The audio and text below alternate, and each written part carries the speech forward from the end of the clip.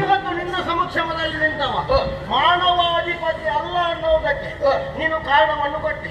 ಆದ್ರೆ ಮಾನವಾಧಿಪತಿ ಆಗಿ ನಿನ್ನೆದುರು ಯುದ್ಧಕ್ಕೆ ನಿಂತಿದ್ದೇನೆ.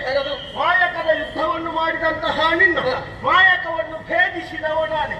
ಈ ಸಮಯದಲ್ಲಿ ಮಾಯಕದ ಯುದ್ಧವನ್ನು ಮಾಡಿದ್ರೆ ಗೆಲ್ಲಬಹುದು ಎಂಬ ಹಾಗೆ ನೀನು ಆಲೋಚಿಸಿದ್ದೆ.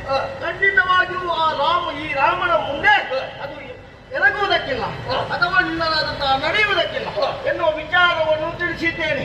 ನೇರವಾಗಿ ಹೋಗಿ ನಿನ್ನ ಅಪ್ಪನ ಬಳಿಗೆ ಸೀತೆಯನ್ನು ಮರಳಿ ಒಪ್ಪಿಸುವಂತೆ ಹೇಳು. ಸೀತೆ ನಾವಿಲ್ಲದೆ ಸಮಯದಲ್ಲಿ ನಿನ್ನ ತಂದೆ ತಂದವರು.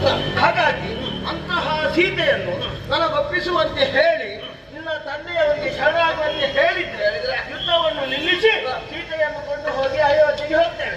ಅದು ಬಿಟ್ಟು ಅಹಂಕಾರದಿಂದ ಮುಂದುವರಿದೆ ಅಂತಾದ್ರೆ ನಿನ್ನ ತಂತ್ರ ಮಂತ್ರಗಳೆಲ್ಲ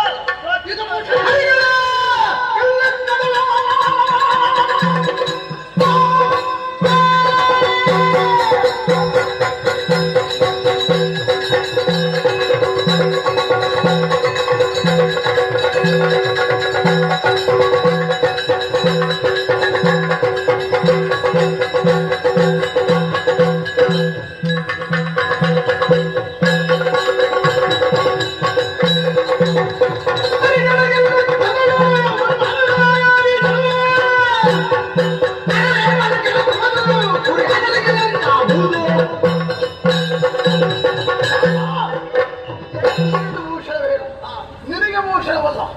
ಮಾಯಾವಿದ್ಯೆ ಎನ್ನುವುದು ಮಾಯಾವಿದ್ಯೆ ಪ್ರವೀಣರಿಗೆ ಮಾತ್ರ ಅದು ಅರ್ಥ ಆಗ್ತದೆ, ಅದು ಅವರಿಗೆ ಭೂಷಣವಾಗ್ತದೆ. ಅರಿಗಳನ್ನು ಗೆಲ್ಲುವಂತ ಯತ್ನದಲ್ಲಿ ನಾವು ಮಾಯೆಯನ್ನು ಮಾಡ್ತೇವೆ, ಮಾಟವನ್ನು ಮಾಡ್ತೇವೆ, ಮಂತ್ರವನ್ನು ಮಾಡ್ತೇವೆ.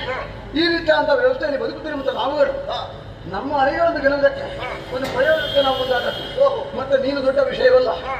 ಈ ಪ್ರಯತ್ನದಲ್ಲಿ ನಮ್ಮ ಪ್ರಯತ್ನವನ್ನು ತಡೆಯುತ್ತೇನೆ ಅಂತ ನಿರ್ಧಾರವನ್ನು ಮಾಡಿ ಬಂದ್ರೆ ಅದು ನಿನ್ನ ಶೋಭ ಸಾಧ್ಯದ ವಿಷಯವಲ್ಲ. ಬಡಕುರಿಯೊಂದು ಸಿಂಹರಾಜನ ಮುಂದೆ ಅಲ್ಲ, ಸಿಂಹರಾಜನನ್ನು ಬೆಳಕಿನ ಸ್ಥಿತಿ ನಿನ್ನ ಬಾಳಿಗೆ ಬಂದೊದಗಿದ್ದು ಜಾಗ್ರತೆ ಮಾಡಿದ್ದು, ಜಾಗ್ರತೆ ಮಾಡಿ.